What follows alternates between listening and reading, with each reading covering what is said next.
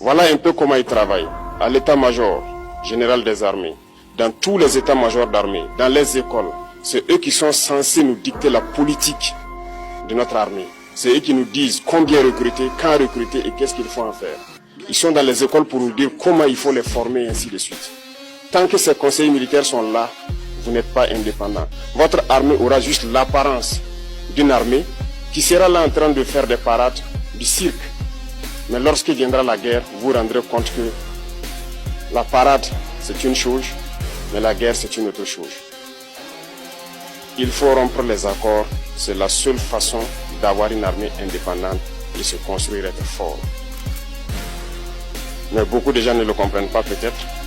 Et même avec ces accords, la France choisit dans nos États des élèves officiers pour aller les former.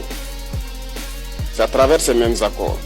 Mais en réalité, ces officiers qui partent se former pour la plupart, pour la France, ils viennent pour servir l'État français dans leur pays. Ils ne viennent pas pour servir nos pays.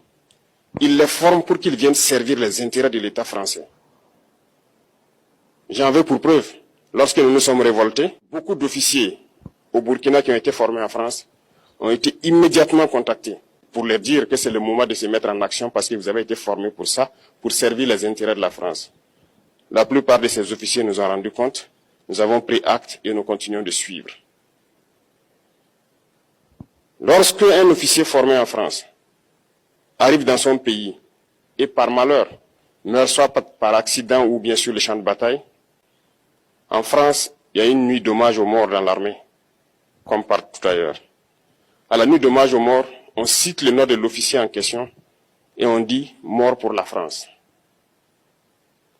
Il ne le forme pas pour servir son pays, il le forme pour servir leur État. Et dans beaucoup d'États africains, il y en a plein de ces officiers.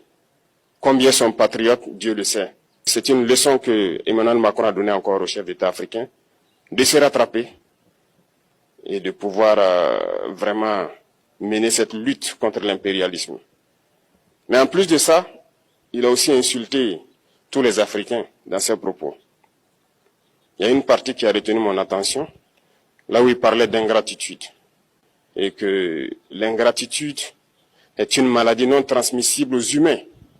Lui, il est humain, notre ingratitude n'est pas transmissible à lui.